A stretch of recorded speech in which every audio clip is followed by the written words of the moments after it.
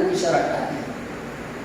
Karena memang sholat ini wajib dan tidak ada alasan gugur. Yang gugur kewajiban sholat hanya satu, orang gila. Asalkah umum, kagila, kahanjin semikini, hanya berfungsi otaknya, maka pada saat itu sholatnya gugur. Maka orang yang ingin gugur sholat harus kata gila. Hadirin yang dirahmati Allah, tidak hanya dalam kondisi yang biasa, dalam kondisi perang kita tengah sholat. Bagaimana dalam perang? Maka kita kena ada perang, ada sholat di dalam perang, ada sholat terkena ketakutan, ada cara sholatnya. Sampai disebut oleh Allah Subhanahu Wa Taala, "Farijalan aw rukbana." Kamu boleh sholat dalam keadaan berdiri di tempat atau di atas kendaraan. Oh, tidak menghadap kiblat, tidak masalah. Fawalli wajhaka syatral masjidil haram walillahi al-masyriq wal maghrib fa aynama tuwallu fathamma wajh Allah. Ya, mau kiblat tetap salat, mau kiblat dia salat, mau kiblat ana urusan. Tetap salat kemana saja, menghadap saja kemana kita yakin. Oh, yang hana sempat ibadah kudu hana sempat hana iya, ketika hana iya tayammum, ketika hana tayammum hana mandang tayammum dengan sholat apa yang ada. Urang di rumah sakit hana saudara hana urang gantungkan pas hana urang gantungkan teter sholatkan dalam kondisi yang ada. Karena fattaqullaha mastata'tum, Allah memerintahkan kepada kita untuk sholat bertaat kepada Allah dalam keadaan kondisi apa yang ada. Jadi hana alasan bagi urang-urangnya yang begitu sudah urang meninggalkan. Tapi lagian orang mandum paham, tapi yang lebih sangat miris katanya, sangat ironis, orangnya ramai orang di nandro cariannya yang hampir 100% orang ramai orang yang hana salahnya harus diakui. Mandum diakui, non Islam, KTP Islam, urgensi Islam, keluarga Islam, tinggal di bumi dan negerinya orang Islam tidak salah. Miris. Dikadang dua pak gede, leho lewat, asal lewat, maghrib lewat. Oh, ada dua suara, dia ada mangat, dok gede, udah gede dok. Yang berfam-famnya, mesau dan kesam, orang pak kecil, mesau dan kesam, dan aparatur desa, Allah lihat. Udah kamu sama-sama Allah. Hadirin yang dirahmati Allah, yang miris ceritanya, orangnya dalam kondisi yang laginya lupa. Orang yang tidak salah, maka pertanyaan dia, apakah dia orang Islam? Maka perlu kita tanyakan keislamannya. Tip orangnya hana di salat, makanan di pajo, beras di pajo, bina kacang-kacang di pajo, mandum. Jadi ternyata makanan yang ia makan melaknatinya. Air yang ia minum melaknatinya, tanah dia berjalan melaknatinya, udara yang dia hirup melaknatinya. Karena mandu makanan, minuman, jalan, udara, alam semesta ini milik Allah, karunia dari Allah, nikmat dari Allah. Tapi sedemikian nikmat Allah mesti gawi handatin bongkokkan badan, dan bungkuk badan dan rukuk, handatin sujud, handatin ulainya menyentuh lantai tempat sujud. Itu masjid anak lupa. Dilaknat oleh seluruh alam semesta. Maka oleh karena itu, kesombongan tidak mau mensyukuri nikmat Allah, tidak mau salat dianggap kesombongan. Maka nanti di yaumil qiyamah mandum bertanya, ya, beliau akan melakukan pertanggungjawaban. Mandum akan melakukan pertanggungjawaban.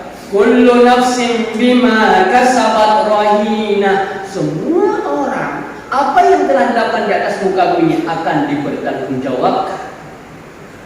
Illa ashabul yamin, kecuali orang-orang yang mendapatkan kitab dengan jalur dahulu. Fi jannati yatasaalun, karena orang yang berupa kitab, buku pertanggungjawaban dengan jalur unir masuk surga. Dan di dalam surga mereka yatasaalun, bertanya-tanya. Tentang apa yang mereka bertanya-tanya? Tanya-tanya, hai, anil mujrimin, tentang orang-orang yang berbuat dosa di dunia. Lalu ditanya, ma salakakum fi saqar? Kenapa kamu masuk ke dalam neraka saqar? Maka jawabannya adalah, ma salakakum fi saqar? Qalu lam naku minal musallin. Orang-orang yang tidak sholat ini akan masuk ke dalam neraka saqar. Maka oleh karena itu, urung-urung yang tidak sholatnya sangat luar biasa. Para ulama sepakat tentang urung-urung yang hana sholat. Urung yang hana sholat, ingkar dengan kewajiban sholat, nah wajib sholat, hana wajib, menentang perintah sholat, maka ulama sepakat dia adalah kafir. Lalu orang yang sebagian lain, dia tidak menentang kewajiban salat tapi mengolok-olokkan salat, tidak wajib, ada ulah-ulah. Yang sifat ulah-ulah, mengulak-ulak orang salat. Kadang-kadang dengan anak kubur ulah-ulah, gaya orang salat tak ulah-ulah. Orang masjid tak ulah-ulah, tak ganggu orang salat, berlepas tidak orang salat. Para ulama mengatakan dia murtad. Sedangkan orang yang hana salat karena doa, wajib salat wajib. Mana hana salat hana, panjang hana salat. Untuk kita doa. Allah nanti mandiri walaupun doa panjang. Allah panjang-panjang hana salat. Bagaimana hukum orang ini? Ulama berbeda pendapat. Imam Ahmad bin Hanbal mengatakan, dan sebagian sahabat Nabi serta tabi'in yang lainnya mengatakan bahwa orang yang berdoa salat kafir. Kenapa? Berdasarkan zahir hadis, perbedaan antara orang kafir dengan orang Islam adalah salat. Pendapat yang kedua, pendapat Imam Syafi'i dan Imam Malik yang mengatakan bahwa orang yang hana salat karena doa karena hana tentang doa lalai, maka orang ini adalah digolongkan dengan orang yang fasik yang berdosa. Orang yang pendapat yang ketiga, pendapat Abu Hanifah, mazhab Abu Hanifah, orang yang hana salat doa dihukum dengan fasik juga dan berdosa, serta harus dicambuk, harus dipukul sampai merasa jerah. Nanti akan senangnya, gue wajib kok, gue kok, dan hendak dikurung sampai dia sholat. Kurung dalam rumah, baik duit. Begitu dalam ajaran para ulama. Maka Allah salatnya Allah seringan-ringan hukum orang meninggalkan salat adalah fasik. Dan dosa yang paling besar setelah orang beriman adalah fasik. Artinya apa? Iman karena dalam hati, tapi terjerumus di dalam perbuatan-perbuatan yang dimurkai oleh Allah Subhanahu wa taala. Hadirin dirahmati Allah. Ada sebab, kata Rasulullah, orang yang mendapat siksa dalam kubur. Ketika nampak siuran Nabi Gijah dan kubur ditegak bahwa dua penghuni kuburan ini sedang disiksa oleh Allah Subhanahu wa taala. Salah satu yang disiksa karena dia mengadu domba, bupakai go, pemenara, pegang status-status yang menyebabkan go muda. Salah satu dengan siksa. Dan yang kedua adalah orang yang menyepelekan tentang membasuh, tentang taharah, tidak suci membersihkan kencing. Ini adalah sebab yang paling dahsyat menyebabkan orang disiksa dalam kubur karena tidak peduli dengan taharah, hana berah. Menunjukkan apa? Orang hana berah ini mendapat siksa dalam kubur. Bagaimana dengan orang yang tidak salat? Pada orang salat ini adalah orang yang paling bersih. Orang yang selalu menjaga kebersihan tempat salat, menjaga kebersihan pakaian, menjaga kebersihan hati. Maka orang-orang yang salat itu menjaga dari najis dan hadas, membersihkan najis dan menjaga hadas dengan wudu. Maka oleh karena itu nyan hana main bab tinggalkan salat. Man uronyo kazahir dikira Nabi sallallahu alaihi wasallam, la tanqudha orang Islam yang urbatan urat Islam akan putus. Dikira Rasulullah. Awal nahanatkan yang pertama putus hukum, mana dia hukum syariatnya kajaman ke hanali.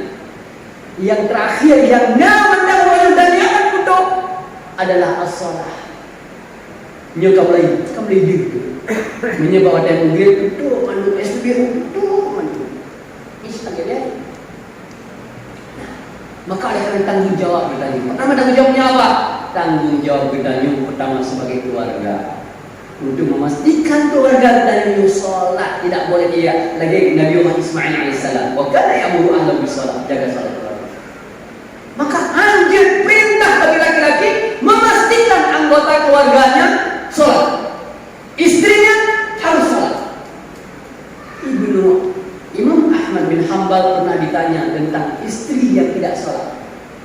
Bukan kalian Nabi jauh dia orang agama yang istrinya membiarkan istrinya atau istrinya tidak sholat, maka tidak boleh tinggal bersamanya. Laki laginya luar biasa masalah sholat.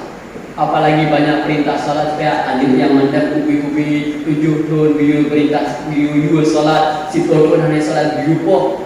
Tapi bukan pukul yang mubarrah, bukan korban mubarrah, bukan pukul yang mendera, bukan pukul yang menyebabkan dia sakit. Tapi pukullah bahwa kita tidak suka. Tunjukkan ini ketegasan orang tua yang tidak membiarkan. Maka ada orang tanya orang kali bunuh. Tapi pertanyaan yang kedua kali salah. Tiada kali salah. Tiada kali salah. Ini dia. Yang kedua adalah masyarakat.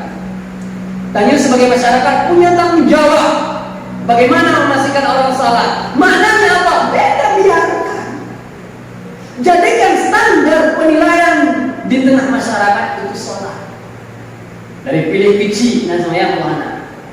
Dari caleg-caleg yang dengan pilih ada sholat tidak? Ada orang yang lamar aneh yang ditanya, nah sholat mana? Jadi ukuran dalam masyarakat yang menjadi diatur, dihukum adalah lihat sholatnya dan lihat adakah dia dalam barisan masjid. Menyana, kenapa? Nabi pinjamankan, nanya sholat, anak pengen pinjam. Dipakai cipi menyana, gini menikah, pak yang udah belum menikah, itu neja semua yang gimana pengen menikah. Ini cara kita menghukum supaya ini menjadi satu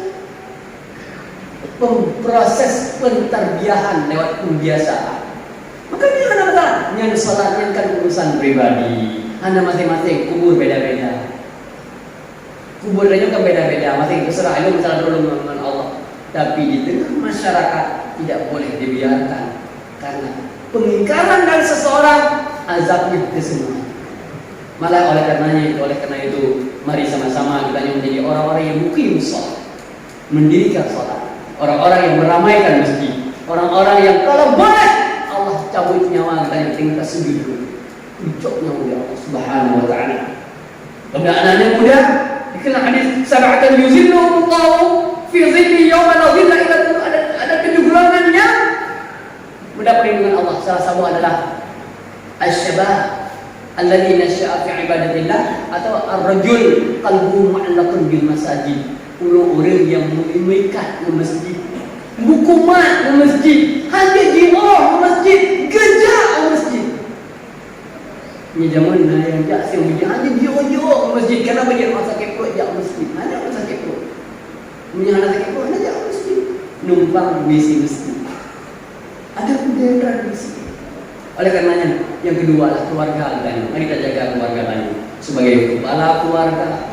Kemudian sebagai masyarakat, mari kita bersama-sama dan ciptakan sebuah masyarakat yang mungkin sholat, menyekabeh sholat, kabeh sholat. Ada satu program yang pernah dilaksanakan di bagian Indonesia Timur, memberikan bantuan modal usaha bagi pedagang. Ternyata syarat yang diberikan adalah jamaah.